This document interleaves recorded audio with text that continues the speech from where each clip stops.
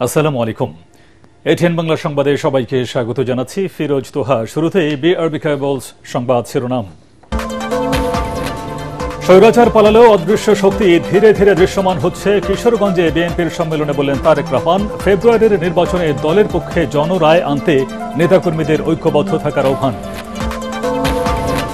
রাজশাহী বিশ্ববিদ্যালয় ছাত্র সংসদ নির্বাচনে চলছে প্রচারণা। শিবিরের ইশতেহার ঘোষণা, পোষ্য কোটা বাতিলের দাবিতে অনশনরত শিক্ষার্থীদের সাথে শিক্ষকদের হাতাহাতি, ক্যাম্পাসে উত্তেজনা। জাতীয় পার্টি আগামী নির্বাচনে জোটবদ্ধভাবে অংশ নেবে বললেন দলটির একাংশের চেয়ারম্যান আনিসুল ইসলাম মাহমুদ। সংবিধান অনুযায়ী এখন পিআর পদ্ধতিতে নির্বাচন সম্ভব নয়। জুলাই সনদ বাস্তবায়নে গণভোট ছাড়া বিকল্প নেই, মন্তব্য মাহমুদুর রহমান মান্নার। জাতীয় নির্বাচনে অপশাসনের পালাবদল নয়, গণতন্ত্রের নতুন সূচনাই সবার প্রত্যাশা। এবং কাল মহালয়ার মধ্য দিয়ে শুরু হচ্ছে শারদীয় দুর্গোৎসব। মণ্ডপগুলোতে চলছে শেষ মুহূর্তের প্রস্তুতি। সাতক্ষীরায় পাট দিয়ে তৈরি প্রতিমা দেখতে দর্শনার্থীদের ঢল। শুনছিলেন বিআরবি কেবলস সংবাদ শিরোনাম। এবারে পুরো খবর। ফেব্রুয়ারিতে নির্বাচনে দলের পক্ষে জনরায় আনতে হলে ষড়যন্ত্রকারীদের বিরুদ্ধে নেতাকর্মীদের সচেতন ও ঐক্যবদ্ধ থাকার আহ্বান জানিয়েছেন বিএনপির ভারপ্রাপ্ত চেয়ারম্যান তারেক রহমান। কিশোরগঞ্জ পুরাতন স্টেডিয়ামে জেলা বিএনপির সম্মেলনে ভার্চুয়ালি যুক্ত হয়ে তিনি বলেন, গণতন্ত্রের অগ্রযাত্রাকে ধরে রাখতে দলীয় সিদ্ধান্ত বাস্তবায়নে সবাইকে একমত ও ঐক্যবদ্ধ থাকতে হবে। কেউ যেন দলের নাম ব্যবহার করে ব্যক্তি স্বার্থ হাসিল করতে না পারে, দল সম্পর্কে জনগণের মধ্যে বিভ্রান্তি ছড়াতে না পারে, সেদিকে সচেতন থাকতে হবে। সম্মেলনে বিএনপি মহাসচিব মির্জা ফখরুল ইসলাম আলমগীর বলেন, দলের বিরুদ্ধে নানা ষড়যন্ত্র অপপ্রচার চালানো হচ্ছে, সবাইকে সতর্ক থাকতে হবে। রিপোর্ট করছেন কামরুজ্জামান রাজীব। দীর্ঘ ৯ বছর পর জেলা বিএনপির সম্মেলনকে কেন্দ্র করে উৎসবের নগরীতে পরিণত হয় কিশোরগঞ্জ। সম্মেলনকে কেন্দ্র করে বিএনপির নেতাকর্মীদের মিলন মেলায় পরিণত হয় কিশোরগঞ্জ পুরাতন স্টেডিয়াম। সম্মেলনের উদ্বোধন করে বিএনপি মহাসচিব মির্জা ফখরুল ইসলাম আলমগীর অভিযোগ করেন, মুক্তিযুদ্ধে যারা ভিন্ন অবস্থানে ছিল তারা বিএনপির বিরুদ্ধে অপপ্রচার চালিয়ে জাতিকে বিভ্রান্ত করার চেষ্টা করছে। এই অপচেষ্টার বিষয়ে সবাইকে সতর্ক থাকার আহ্বান জানান তিনি।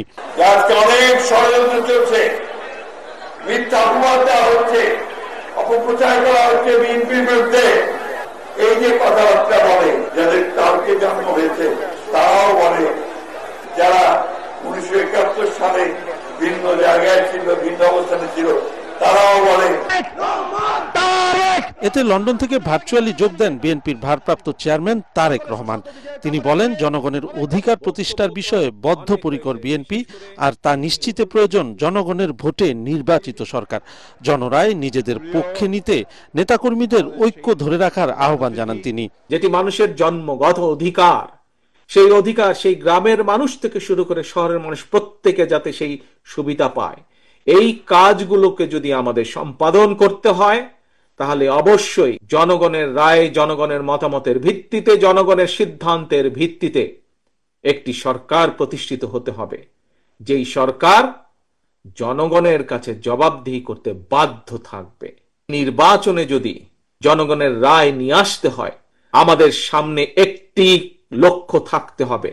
কি সেটি হচ্ছে যে কোনো মূল্যে আমাদেরকে ঐক্যবদ্ধ থাকতে হবে, এর কোনো বিকল্প নেই।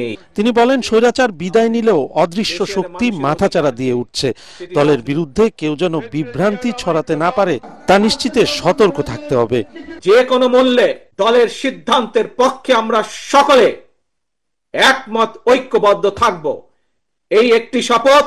একই সাথে দলের সম্পর্কে, দলকে নিয়ে যাতে কেউ ব্যক্তি স্বার্থে ব্যবহার করতে না পারে, সেই সুযোগ আমরা কাউকে দেব না। তারেক রহমান বলেন, বিএনপির কাছে সবচেয়ে গুরুত্বপূর্ণ জনগণ, যে কোনো মূল্যে জনগণের পাশে থাকতে হবে। কামরুজ্জামান রাজীব, এটিএন বাংলা। স্বৈরাচারের দোসর যারা 2024 সালে আওয়ামী লীগের অধীনে নির্বাচন করেছিল, তাদের নিয়ে জামায়াত ইসলামী যুগপৎ আন্দোলনের নামে জাতীয় নির্বাচনকে বাধাগ্রস্ত করার অপচেষ্টা করছে বলে অভিযোগ করেছেন বিএনপির স্থায়ী কমিটির সদস্য সালাউদ্দিন আহমদ। রাজধানীর ডিপ্লোমা ইঞ্জিনিয়ার্স ইনস্টিটিউশনে তারুণ্যের রাষ্ট্রচিন্তা নিয়ে সংলাপে তিনি আরও বলেন, ঐকমত্য কমিশনে আলোচনা, আবার রাজপথে আন্দোলন, স্ববিরোধিতা। অন্তর্বর্তী সরকারের সাংবিধানিক বৈধতা নিয়ে প্রশ্ন তুলে দেশে সাংবিধানিক শূন্যতা তৈরি করা হলে তাতে পতিত স্বৈরাচার লাভবান হবে বলেও মন্তব্য করেন সালাউদ্দিন আহমদ। সংলাপে এনসিপির মুখ্য সংগঠক হাসনাত আব্দুল্লাহ বলেন, প্রচলিত রাজনীতির ধারাকে বদলে দিয়ে বাংলাদেশপন্থী রাজনীতিকে এগিয়ে নিতে চায় তার দল। এনসিপিকে নিয়ে নানা অপপ্রচার চালানো হচ্ছে বলে অভিযোগ করেন তিনি।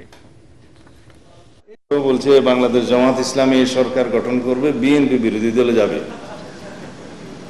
তো ভাই সব আপনারা কি নির্ধারণ করে দিয়েছেন বিএনপি বিরোধী দলে যাবে নাকি জনগণ করবে? আপনারা যখন এত বেশি কনফিডেন্ট হলেন, আত্মবিশ্বাসী হলেন যে সরকারি দল হবেন, তাহলে নির্বাচনে আসেন না কেন? আজকে এই বাহানা, কালকে এই বাহানা, পরশু এই বাহানা দিয়ে নির্বাচনকে বাধাগ্রস্ত করতে চাচ্ছেন কেন?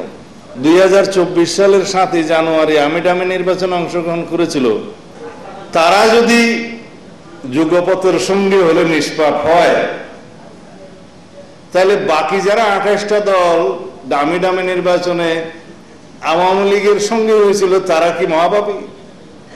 আমি আপনাকে চ্যালেঞ্জ দিয়ে বলছি, এনসিপির পূর্বে ক্রিয়াশীল যে রাজনৈতিক দলগুলো ছিল, কারা এই মিডিয়া মাফিয়াতন্ত্রের বিরুদ্ধে কথা বলেছে, কারা এই ব্যবসায়ী মাফিয়াতন্ত্রের বিরুদ্ধে কথা বলেছে, আপনি কোন জায়গায় খুঁজে বের করেন। রাজনীতিবিদদের হাতে থাকতে হবে। আমরা আমাদের ভুল সংশোধন করে আমরা বাংলাদেশপন্থী রাজনীতিটা আমরা গড়ে তুলবো সবাই একসাথে। রাজশাহী বিশ্ববিদ্যালয়ে পোষ্য কোটা বাতিলের দাবিতে অনশনরত শিক্ষার্থীদের সাথে শিক্ষকদের হাতাহাতির ঘটনা ঘটেছে। বিকেলে এই ঘটনা ঘটে। এ সময় ক্যাম্পাসে উত্তেজনা ছড়িয়ে পড়ে। এর আগে পোষ্য কোটা বাতিলের দাবিতে কাফনের কাপড় পরে আমরণ অনশন শুরু করেন শিক্ষার্থীরা। বিশ্ববিদ্যালয়ের প্রশাসনিক ভবনের সামনে অবস্থান নিয়ে তারা এই কর্মসূচি শুরু করেন। গত 18 সেপ্টেম্বর ভর্তি কমিটির সভায় শিক্ষক, কর্মকর্তা ও কর্মচারীদের সন্তানদের শর্ত সাপেক্ষে পোষ্য কোটায় ভর্তির সিদ্ধান্ত নেয় বিশ্ববিদ্যালয় প্রশাসন।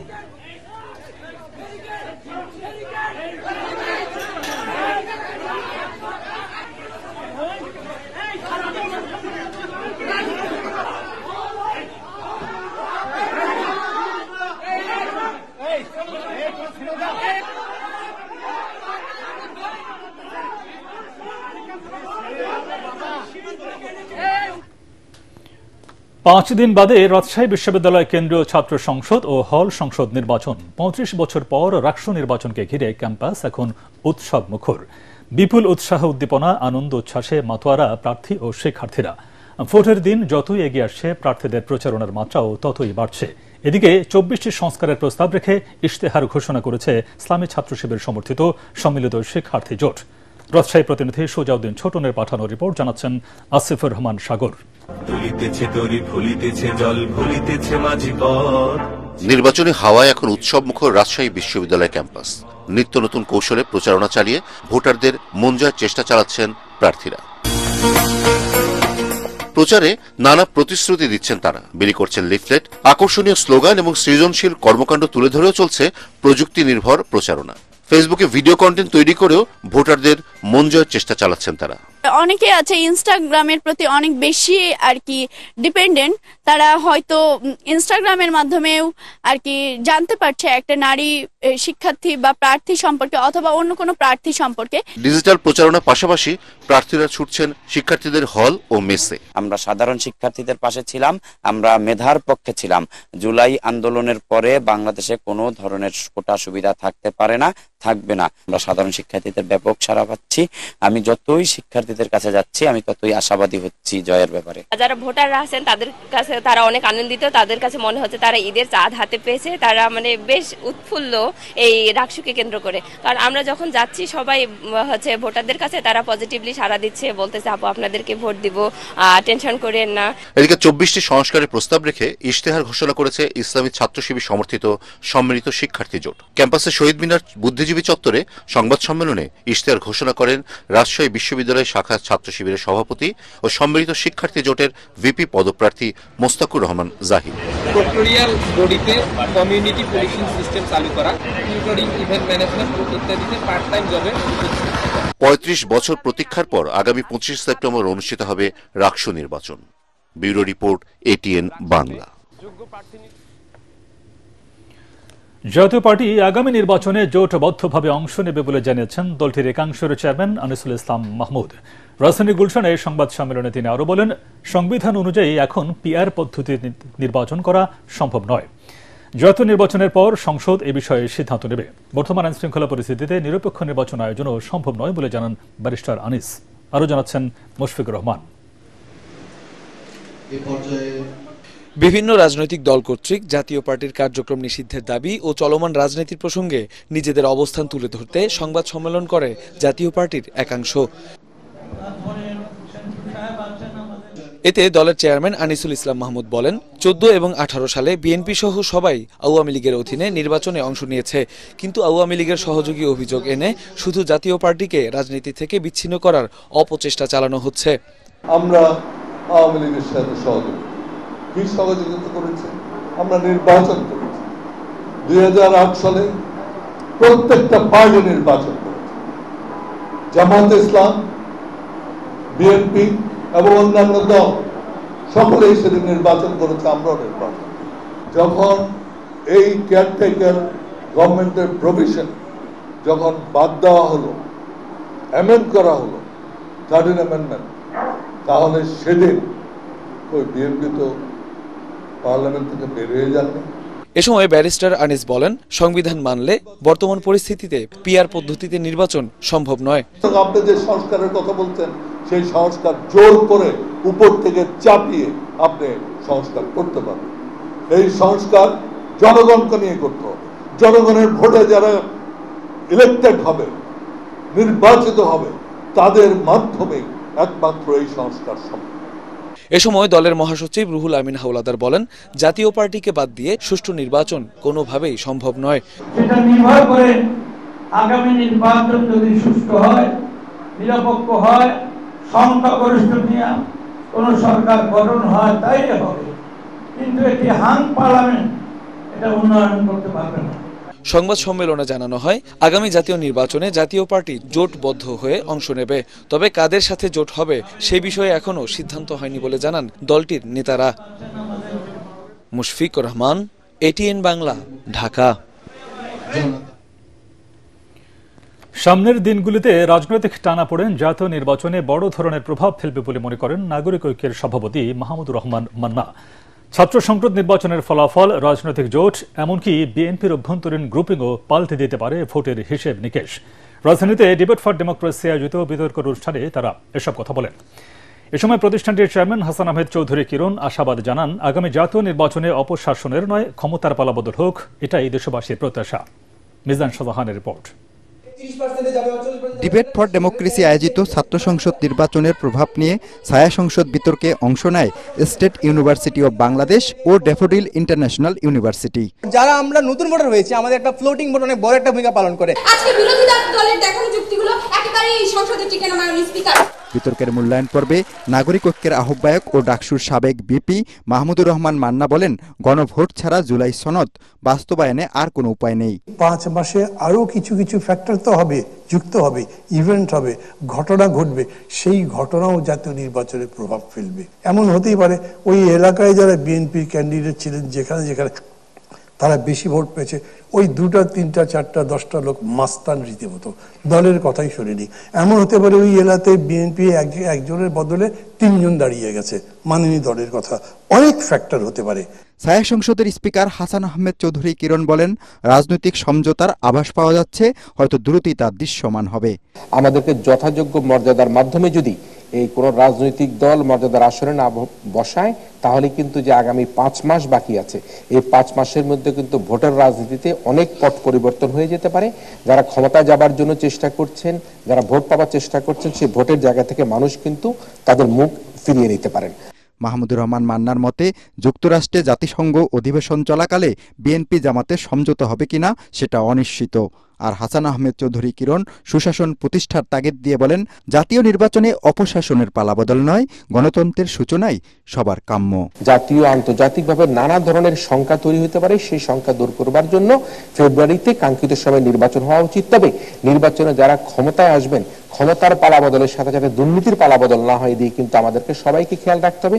ইতিমধ্যে আমরা নানা রকম মিশ্র প্রতিক্রিয়া দেখতে পাচ্ছি, চাঁদাবাজির কথা শুনতে পাচ্ছি, দখলের কথা শুনতে পাচ্ছি, আমরা বিভিন্ন চাকরি দেবার ক্ষেত্রে নানা রকম ভাবে আমরা সেখানে বাণিজ্য দেখতে পাচ্ছি। এগুলো যদি দূর করা সম্ভব না হয়, জেনজিরা যদি আবার ছাত্র জনতাকে নিয়ে মাঠে নামে, তাহলে কিন্তু আপনাদের আবারও কিন্তু শেখ হাসিনার মতো পতন হতে পারে। আমরা সংস্কারে এমন আটকালাম যে আমাদের হাত পা মাথা সবই বাধ্য পড়ে যাবে, এরকম তো করা যেতে পারে না।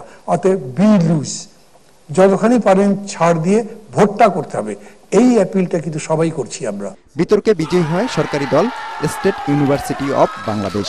মিজান শাহজাহান, এটিএন বাংলা, ঢাকা।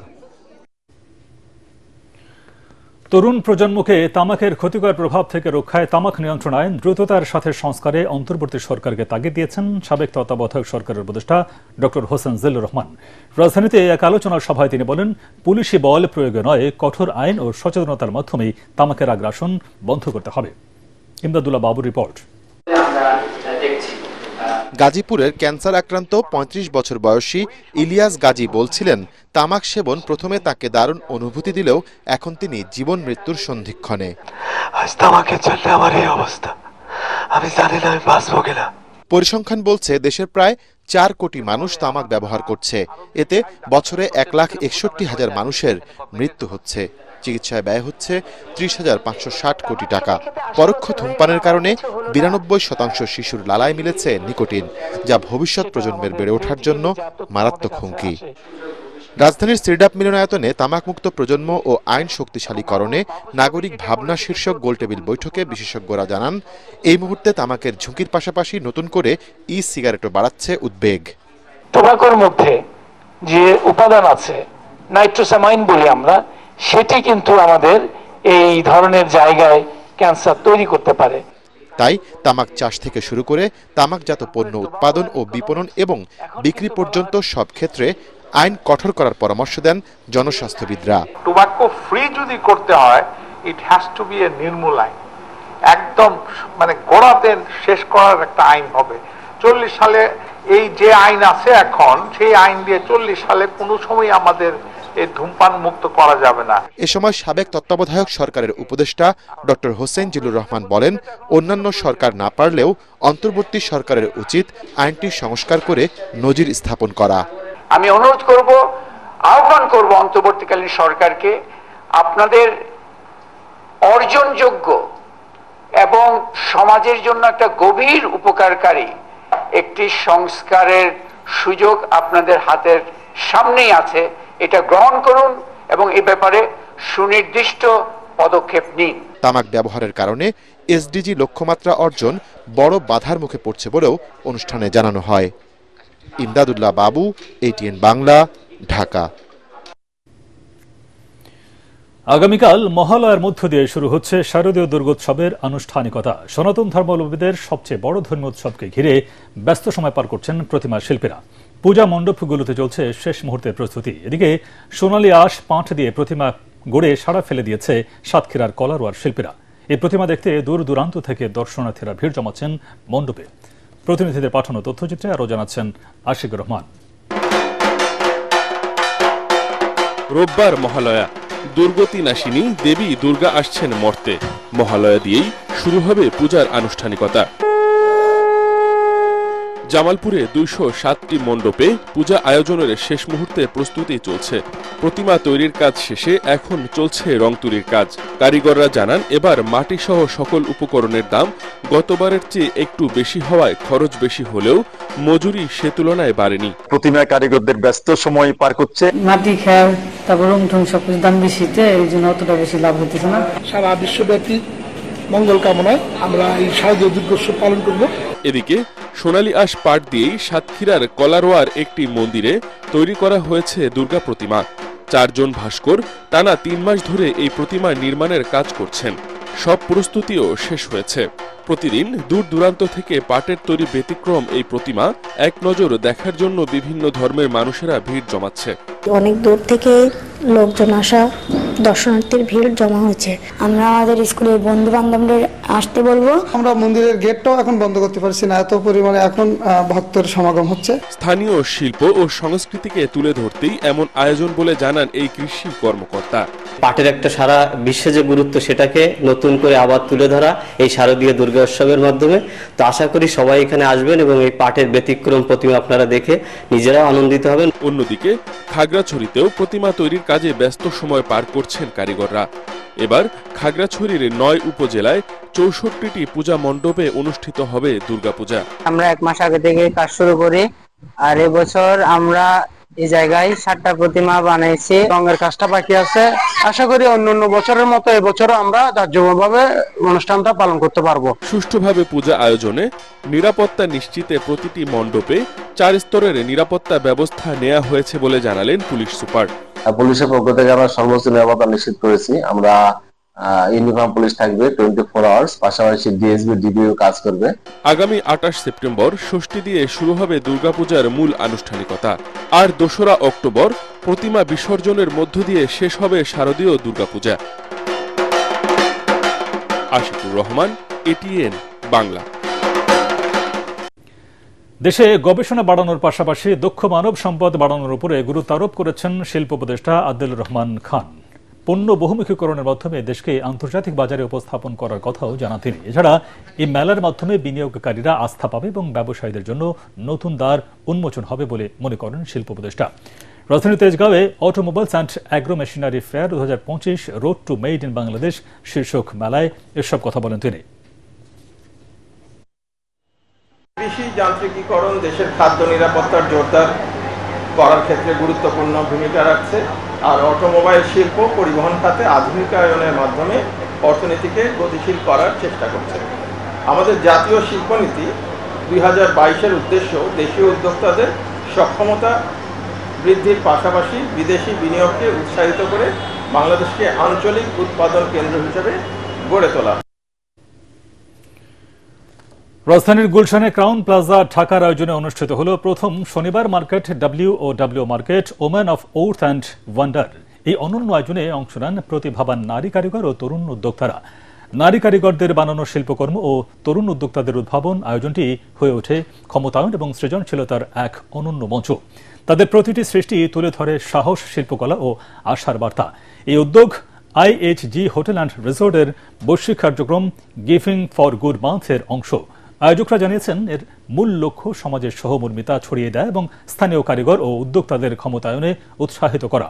আয়োজকরা আশা করেন WOW শুধু বাজার নয়, বরং একটি প্ল্যাটফর্ম যা সৃজনশীলতার পাশাপাশি মানবিক শক্তি অর্জন করে সামনে এগিয়ে যেতে প্রেরণা যোগাবে। আমরা আসলে ওয়াও মার্কেটটা women of wonder and worth আমরা অর্গানাইজ করেছি ঢাকা মার্কেটে বা ঢাকা হোটেলে। এটা প্রথমবার হচ্ছে, যেখানে আমরা আসলে নারী উদ্যোক্তাদের আমরা এখানে ইনভাইট করেছি তাদের পণ্য সামগ্রী ডিসপ্লে করার জন্য, এবং আমাদের বলরুমে যে তারা পণ্য সামগ্রী ডিসপ্লে করছে এটা সম্পূর্ণ বিনামূল্যে তাদের জন্য আজকের দিনে এটা ওপেন করে দেওয়া হয়েছে। কুড়িগ্রামের তিস্তা, দুধকুমার, গঙ্গাধর ও ব্রহ্মপুত্র নদীর পানি বাড়ায় প্লাবিত হয়েছে নদী তীরের নিচু এলাকা সহ বিভিন্ন চরাঞ্চল। গত এক সপ্তাহ ধরে টানা বৃষ্টি ও উজানের ঢলে নদ নদীর পানি বাড়ছে। এতে তলিয়ে গেছে ঘরবাড়ি সহ ফসলি জমি। দুর্ভোগ ও ক্ষতির মুখে পড়েছে চরাঞ্চলের মানুষজন। এদিকে বন্যা মোকাবেলায় প্রয়োজনীয় প্রস্তুতি রয়েছে বলে জানিয়েছে কুড়িগ্রাম পানি উন্নয়ন বোর্ড। জামালপুর ও জিঞ্জিরাম নদীর পানি বিপদসীমার 9 সেন্টিমিটার উপর দিয়ে প্রবাহিত হচ্ছে। এতে নদী তীরবর্তী নিম্নাঞ্চলে আমন ধান সহ অন্যান্য ফসল ডুবে গেছে। তবে যমুনা ও ব্রহ্মপুত্র নদের পানি জেলার বিভিন্ন পয়েন্টে এখনও বিপদসীমার নিচ দিয়ে প্রবাহিত হচ্ছে। নানা সমস্যায় জর্জরিত যশোরের শার্শা উপজেলা স্বাস্থ্য কমপ্লেক্স। অর্ধেকেরও কম জনবল দিয়ে চলছে 500 শয্যা হাসপাতালের চিকিৎসা সেবা। চিকিৎসক সংকট, যন্ত্রপাতির অভাব সহ হাসপাতালের প্রায় সব ধরনের সেবা থেকে বঞ্চিত উপজেলার মানুষ। বেনাপোল প্রতিনিধি আহমদ আলী শাহিনের রিপোর্ট, জানাচ্ছেন ফারহান ইসলাম টুম্পা। 10 বছর আগে শার্শা উপজেলার সরকারি এই হাসপাতালের শয্যা সংখ্যা বাড়ানো হলেও বাড়েনি সেবার মান। জনবল সংকট ছাড়াও সার্জারি যন্ত্রপাতির অভাব, পানি ও বিদ্যুৎ সমস্যা, অপরিচ্ছন্নতা সহ নানা সমস্যায় ব্যাহত হচ্ছে স্বাস্থ্যসেবা। দীর্ঘদিন ধরে বন্ধ রয়েছে 2 কোটি টাকায় নির্মিত 2টি অপারেশন থিয়েটার। প্রতিদিন এখানে চিকিৎসা নিতে আসেন 4 থেকে 5 শতাধিক রোগী। ভর্তি হন 35 থেকে 40 জন। এসব রোগীর জন্য 16 জন মেডিকেল অফিসার থাকার কথা থাকলেও আছেন মাত্র 4 জন। কনসালটেন্ট 10 জনের জায়গায় 4 জন, আর 34টি নার্স পদে আছেন 28 জন। এছাড়াও তৃতীয় ও চতুর্থ শ্রেণীর লোকবলও কম। এতে সেবা দিতে হিমশিম খাচ্ছেন স্বাস্থ্যকর্মী ও সংশ্লিষ্টরা। ডাক্তাররাও খুব বেশি একটা রোগীদেরকে কেয়ার করে না, আর রোগীরা যদি আসে যথাযথ চিকিৎসা বা সেবাটা তারা প্রদান না করেই জহরের দিকে পাঠিয়ে দেয়। ডাক্তার দেখায় আসলে বলে ওষুধ নেই, সরকারিভাবে তো আমাদের কোনো ওষুধই দেয় না। ডাক্তার দেখে প্রেসক্রিপশন করে দিয়েছে, উনি বললো ওষুধ নিতে। আমরা এখানে আসছিলাম, দেখানোর পর উনি বললো বাইরে থেকে ওষুধটা নিয়ে নেবেন। পরিচ্ছন্ন কর্মী, আয়া ওয়ার্ড বাই একেবারেই শূন্য। নার্সিং অফিসার আমরা যারা আছি তারা চলছে আপনার 31 বেডের জনবল দিয়ে এখনো চলছে। জনবল সংকটের বিষয়টি স্বীকার করলেও কবে নাগাদ নতুন নিয়োগ হবে সে সম্পর্কে কিছু বলতে পারেনি উপজেলা স্বাস্থ্য বিভাগ। মেডিকেল অফিসার থেকে শুরু করে কনসালটেন্টের থেকে শুরু করে মানে প্রত্যেকটা তৃতীয় চতুর্থ শ্রেণীর সব সেক্টরেই প্রায় জনবল সংকট প্রায় চরমে। উপজেলার অন্তত 4 লাখ মানুষের স্বাস্থ্যসেবার উদ্দেশ্যে 1962 সালে নির্মিত হয় শার্শা উপজেলা স্বাস্থ্য complex. Bureau report, ATN Bangla. Al Arafah Islami bank অর্থ সংবাদ।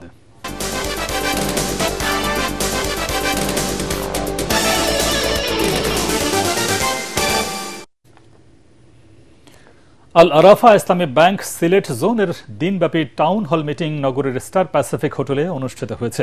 ব্যাংকের চেয়ারম্যান খাজা শাহরিয়ার প্রধান অতিথি হিসেবে টাউন হল মিটিংয়ের উদ্বোধন করেন। এ সময় বিশেষ অতিথি হিসেবে উপস্থিত ছিলেন পরিষদীয় নির্বাহী কমিটির চেয়ারম্যান মোহাম্মদ আব্দুল ওয়াদুদ।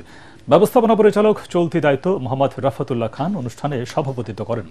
দিনব্যাপী সভায় ব্যাংকের চেয়ারম্যান খাজা শাহরিয়ার এবং আব্দুল ওয়াদুদ সিলেট জোনের শাখাসমূহের সার্বিক ব্যবসায়িক পরিস্থিতি সম্পর্কে অবহিত হয়ে বিভিন্ন দিক নির্দেশনা দেন। সিলেট রিজিওনাল হেড ও senior vice president Piyush Kumar Sarkar সহ সিলেট জোনের 16টি শাখার ব্যবস্থাপক ও কর্মকর্তারা উপস্থিত ছিলেন। সভায় আরও উপস্থিত ছিলেন ব্যাংকের উপব্যবস্থাপনা পরিচালক মোহাম্মদ আবদুল্লাহ আল মামুন, মোহাম্মদ ফজলুর রহমান চৌধুরী, আসাদুজ্জামান ভুয়া, মোহাম্মদ হোসেন এবং SM. Abu Zafar.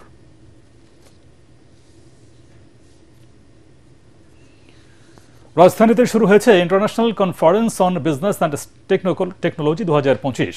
University of Asia প্যাসিফিকের স্কুল অব বিজনেস, ঢাকা বিশ্ববিদ্যালয়ের ব্যবসায় শিক্ষা অনুষদ ও জার্মানির ভয়েডেন বিজনেস স্কুল ও institute of psychological and behavioural সায়েন্সের যৌথ উদ্যোগে এই সম্মেলন হচ্ছে। 2 দিনব্যাপী এই সম্মেলন ইউএপি ক্যাম্পাসে শুরু হয়ে 21 সেপ্টেম্বর ঢাকা বিশ্ববিদ্যালয়ে শেষ হবে। এবারে প্রতিপাদ্য হচ্ছে টেকসই উন্নয়ন অর্জনে ব্যবসা ও প্রযুক্তির অন্তঃসম্পর্ক। ইউএপি অডিটোরিয়ামে উদ্বোধনী অনুষ্ঠানে প্রধান অতিথি ছিলেন পরিকল্পনা উপদেষ্টা ডক্টর ওয়াহিদুদ্দিন মাহমুদ। এ সময় তিনি বলেন, এ ধরনের সম্মেলন শিক্ষাবিদ, পেশাজীবী ও নীতি নির্ধারকদের জন্য একটি গুরুত্বপূর্ণ প্ল্যাটফর্ম তৈরি করে যা জাতির টেকসই উন্নয়নে অবদান রাখে। অনুষ্ঠানে বিশেষ অতিথি ছিলেন ইউএপি ট্রাস্টি বোর্ডের চেয়ারপারসন স্থপতি মাহবুব হক এবং ইউএপির উপাচার্য অধ্যাপক ডক্টর কামরুল হাসান ও ঢাকা বিশ্ববিদ্যালয়ের উপাচার্য শিক্ষা অধ্যাপক ডক্টর মামুন আহমেদ। সম্মেলনের সভাপতিত্ব করেন ইউএপির অধ্যাপক ডক্টর এম.এ. বাকি খলিলি, এটিএইচ অ্যামবার্গ, ওয়েডেনের ডক্টর ক্রিশ্চিয়ানে হেলবাক এবং ঢাকা বিশ্ববিদ্যালয়ের অধ্যাপক ডক্টর মাহমুদ ওসমান ইমাম। মূল প্রবন্ধ উপস্থাপন করেন যুক্তরাজ্যের আলস্টার বিশ্ববিদ্যালয়ের অধ্যাপক ডক্টর এস.আর. উসমানী। এবার আন্তর্জাতিক সংবাদ।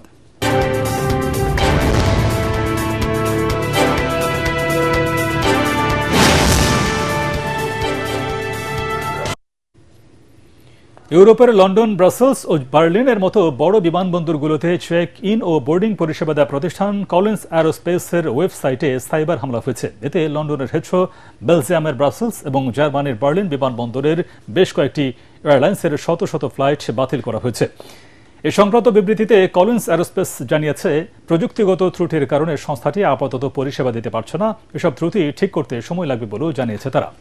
ইউরোপের বেশিরভাগ বিমান পরিবহন সংস্থা কলিন্স অ্যারোস্পেসের পরিষেবার গ্রাহক। তবে ফ্রাঙ্কফুর্ট, হ্যামবুর্গ ও জুরিখ বিমানবন্দরে বিমান চলাচল স্বাভাবিক রয়েছে।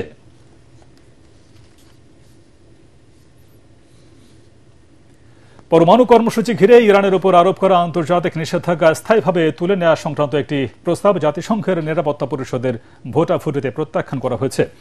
শুক্রবার নিরাপত্তা পরিষদের বৈঠকে এই সংক্রান্ত ভোটাভুটি হয়। প্রস্তাবটি প্রত্যাখ্যান হওয়ার কারণে ইরানের উপর বিদ্যমান নিষেধাজ্ঞা 28 সেপ্টেম্বর পর্যন্ত বহাল থাকবে। ইরানের রাষ্ট্রীয় সংবাদ মাধ্যম ইরনা এই তথ্য জানিয়েছে। স্থায়ী এবং অস্থায়ী মিলে নিরাপত্তা পরিষদের 15টি সদস্যের মধ্যে প্রস্তাবের পক্ষে 4টি দেশ ভোট দিয়েছে, বিপক্ষে ভোট দিয়েছে 9টি দেশ। বাকি 2টি দেশ ভোট দেওয়া থেকে বিরত ছিল। ইরানের উপর থেকে নিষেধাজ্ঞা তুলে নেয় এবং নতুন করে নিষেধাজ্ঞা আরোপ না করার পক্ষে ভোট দিয়েছে রাশিয়া, চীন, পাকিস্তান এবং আলজেরিয়া। আর ইরানের উপর থেকে নিষেধাজ্ঞা তুলে না নেওয়ার পক্ষে ভোট দিয়েছে যুক্তরাজ্য, France, Sierra Leone, Slovenia, Denmark, Greece, Panama এবং সোমালিয়া। আর গায়ানা ও দক্ষিণ কোরিয়া ভোট দেওয়া থেকে বিরত ছিল। উত্তর আধুনিক মেডিকেল কলেজে একাডেমিক ভবনের ভিত্তিপ্রস্তর স্থাপন করা হয়েছে। অনুষ্ঠানে প্রধান অতিথি ছিলেন প্রধান উপদেষ্টার বিশেষ সহকারী অধ্যাপক ডাক্তার সাইদুর রহমান। বিশেষ অতিথি ছিলেন রাজুকের চেয়ারম্যান প্রকৌশলী রিয়াজুল ইসলাম, BMSRI এর কো চেয়ারম্যান প্রকৌশলী খন্দকার মেজবাউদ্দিন আহমেদ এবং অন্যান্য বিশিষ্ট অতিথিবৃন্দ। এছাড়াও উপস্থিত ছিলেন কলেজের অধ্যক্ষ, উপাধ্যক্ষ, শিক্ষক, চিকিৎসক, কর্মকর্তা, কর্মচারী, ছাত্রছাত্রী সহ আরও অনেকেই।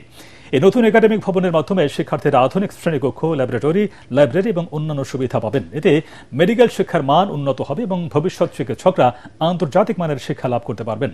অনুষ্ঠানে অতিথিরা কলেজের অগ্রগতির প্রশংসা করেন এবং আগামী দিনে এটি দেশের অন্যতম শীর্ষস্থানীয় মেডিকেল শিক্ষা প্রতিষ্ঠান হিসেবে গড়ে তোলার প্রত্যয় ব্যক্ত করেন।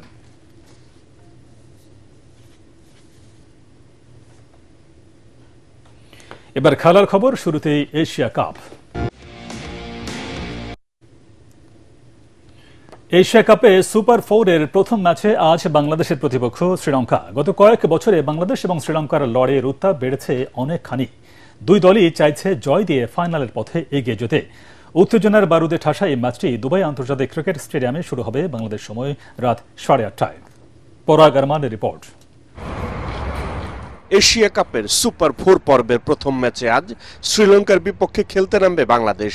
এই পর্বে ওঠার জন্য গ্রুপের শেষ ম্যাচে আফগানিস্তানের বিপক্ষে লঙ্কানদের জয়ের দিকেই তাকিয়ে থাকতে হয়েছিল টাইগারদের। এবার তারাই প্রতিপক্ষ। আন্তর্জাতিক ক্রিকেটে দুই দলের লড়াইটা অবশ্য এখন বেশ নিয়মিতই। দুবাইয়ের উইকেট স্পিন সহায়ক, তাই দলে ফিরতে পারেন মেহেদী হাসান। তবে দলের প্রতিনিধি হয়ে সংবাদ সম্মেলনে আসা pace bowling coach Shaun Tait এ ব্যাপারে কিছুই বলেননি। দুদলের লড়াইটা ভালো হবে বলেই জানান তিনি। সম্প্রতি আমরা শ্রীলঙ্কার বিপক্ষে অনেক ম্যাচ খেলেছি। দুই দলই একে অপরকে ভালোভাবে জানে। এটা ভালো একটা লড়াই হবে। তারা গত ম্যাচটা ভালো খেলেছে, আমরা নিজেদের উপর আস্থা রাখতে চাই। এদিকে বাংলাদেশকে হারিয়ে ফাইনালে খেলার পথে এক পা বাড়িয়ে রাখতে চায় শ্রীলঙ্কা। তাদের ব্যাটিং কোচ থিলান কান্দাম্বিও তেমনটাই আশা করছেন। গত 3-4 মাসে আমরা 5-6 বার একে অন্যের মুখোমুখি হয়েছি। তাদের শক্তি ও দুর্বলতা সম্পর্কে আমরা জানি। আশা করছি আমাদের ছেলেরা তাদের বিপক্ষে পরিকল্পনা ঠিকঠাক বাস্তবায়ন করতে পারবে। টি-20তে দুই দলের 21 বারের মোকাবেলায় শ্রীলঙ্কার 13 জয়ের বিপরীতে বাংলাদেশ জিতেছে কেবল 8টিতে। তবে শেষ 5 ম্যাচের 3টিতেই জয় পাওয়ায় আত্মবিশ্বাসী লিটন দাসের দল। পরাগ আরমান, এটিএন বাংলা। প্রতি বছরের মতো আগামীকাল রোববার থেকে আবারও শুরু হচ্ছে সপ্তাহব্যাপী Bangladesh sports press association BSPA sports carnival. প্রথমবারের মতো এই কার্নিভালে স্পন্সর হিসেবে যুক্ত হচ্ছে মৌসুম ইন্ডাস্ট্রিজ লিমিটেডের জনপ্রিয় ব্র্যান্ড কিউট। BOA ভবনে এক সংবাদ সম্মেলনে জানানো হয়, এবার 9টি স্পোর্টস ডিসিপ্লিনের 14টি ইভেন্টে অংশ নেবেন BSPA সদস্যরা। সংবাদ সম্মেলনে উপস্থিত ছিলেন কিউটের চেয়ারম্যান কাজী রাজিবউদ্দিন আহমেদ চপল, BSPA সভাপতি রেজওয়ান উজ্জামান রাজীব, সাধারণ সম্পাদক সামন হোসেন এবং ক্রীড়া উপকমিটির চেয়ারম্যান কাজী শহীদুল আলম সহ অন্যরা। রোববার সকালে পল্টনের উডেন ফ্লোর জিমনেশিয়ামে প্রতিযোগিতার উদ্বোধন করবেন NSCর নির্বাহী পরিচালক কাজী নজরুল ইসলাম। শেষ করার আগে BRB কেবলস সংবাদ শিরোনাম আরেকবার। স্বৈরাচার পালালেও অদৃশ্য শক্তি ধীরে ধীরে দৃশ্যমান হচ্ছে, কিশোরগঞ্জে বিএনপির সম্মেলনে বললেন তারেক রহমান। ফেব্রুয়ারির নির্বাচনে দলের পক্ষে জনরায় আনতে নেতাকর্মীদের ঐক্যবদ্ধ থাকার আহ্বান। রাজশাহী বিশ্ববিদ্যালয় ছাত্র সংসদ নির্বাচনে চলছে প্রচারণা। শিবিরের ইশতেহার ঘোষণা, পোষ্য কোটা বাতিলের দাবিতে অনশনরত শিক্ষার্থীদের সাথে শিক্ষকদের হাতাহাতি, ক্যাম্পাসে উত্তেজনা।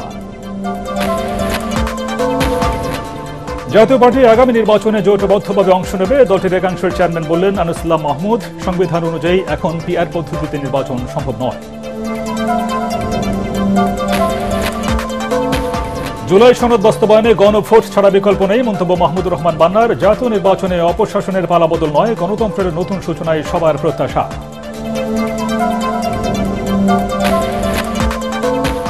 এবং কাল মহালয়ার মধ্য দিয়ে শুরু হচ্ছে শারদীয় দুর্গোৎসব। মণ্ডপগুলোতে চলছে শেষ মুহূর্তের প্রস্তুতি। সাতক্ষীরায় পাট দিয়ে তৈরি প্রতিমা দেখতে দর্শনার্থীদের ঢল।